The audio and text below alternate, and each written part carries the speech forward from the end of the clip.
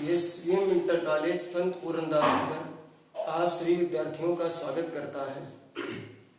मेरा नाम राम प्रकाश दीक्षित है। सभी विद्यार्थियों को सुप्रभात, गुड मॉर्निंग।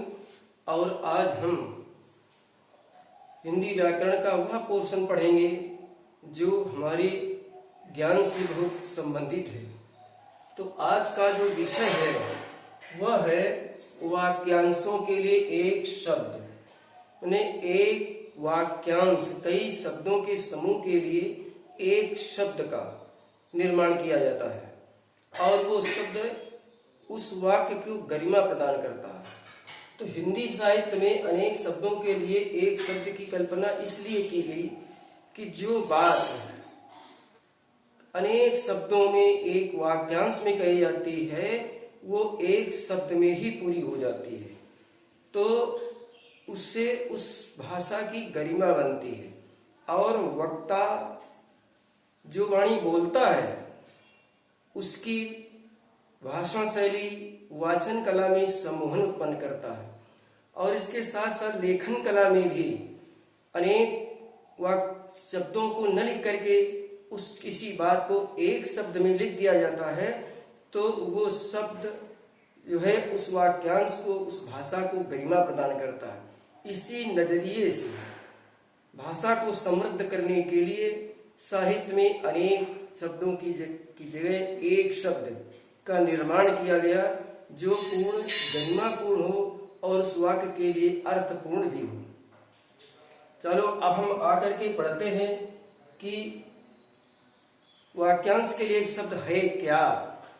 तो जैसे कहेंगे वाक्यांश शब्दों का एक समूह, वाक्यांश एक शब्दों का समूह और उसके लिए भी एक शब्द।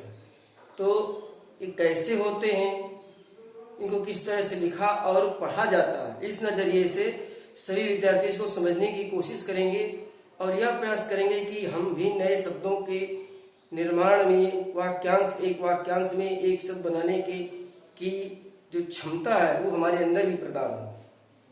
जिसकी कल्पना न की जा सके वाक्यांश है, जिसकी कल्पना नहीं की जा सके। इतनी बड़ी बात को लिखने के लिए हम लिख देते हैं अकल्पनीय, जिसकी कल्पना न की जा सके। ऐसे ही जहां पहुंचा या जाया न जा सके, अगम्य, जहां पहुंचना और जाना बड़ा कठिन हो उसे कहते हैं अगम्य। एक वाक्यांश की जगह एक ही शब्द में अर्थपूर्ण हो गया। ठीक इसी प्रकार अन्य शब्द हैं जैसे जो जाना न जा सके अर्थात अज्ञेय, जो जाना न जा सके अज्ञेय अर्थात जो हमारी ज्ञान सीमा से परे है, जो हमारी बुद्धि वहां तक नहीं पहुंचती उसे अज्ञेय। इसी तरह से अनेक और शब्द हैं जैसे शब्द है जिसकी उपमा न हो, एक वाक्यांश है। अब इस वाक्यांश के लिए एक शब्द हम लिखेंगे, क्या होगा विचार करेंगे। तो जिसकी उपमा न हो माने अनुपम।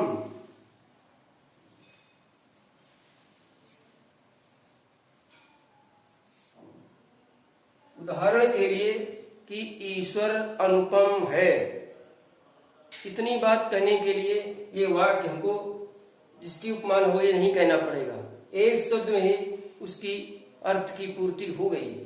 ठीक इसी प्रकार दूसरा शब्द है जिसका अंत न हो, जिसका अंत न हो, अनंत, जैसे आसमान अनंत, समुद्र अनंत, तो इसका अंत न हो तो अनंत लिखेंगे अनंत। इसी प्रकार अन्य वाक्यांश हैं जो ऊंचे पुल से संबंधित हो या है, ऊंचे कुल से संबंधित हो। तो अब इसके लिए एक शब्द का क्या प्रयोग करेंगे, क्या विचार करेंगे, कुलीन। शब्द आया कुलीन, आगे लिख देंगे कुलीन।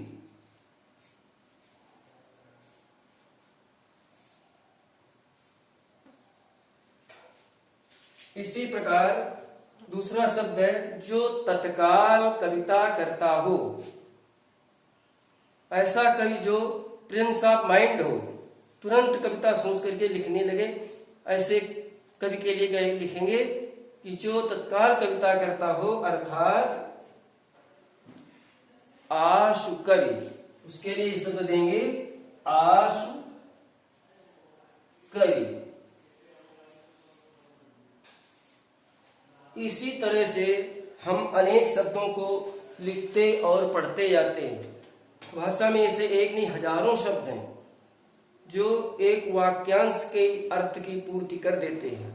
जैसे हम आपको एक दो शब्द बताएंगे, जैसे किसी का उपकार न मानने वाला। अब आप जैसे बोला गया किसी का उपकार न मानने वाला, किसी का उपकार न मानने वाला।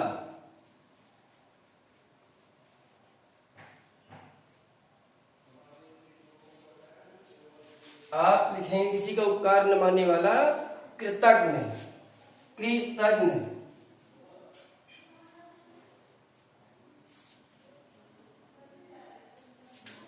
और इसी तरह से और भी शब्द होते हैं, किसी का उपकार मानने वाला, कृतज्ञ।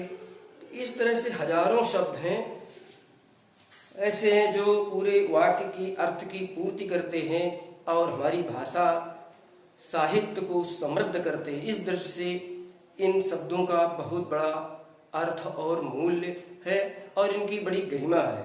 इसी तरह से इंटरमीडिएट के सभी छात्रों के लिए कम से कम 150-200 शब्द उनके विषय में हैं, तो उनको इसी तरह से अनेक शब्द जो बोर्ड में दिए जाते हैं उनको हम पढ़ते हैं और पढ़ करके तैयार करते हैं।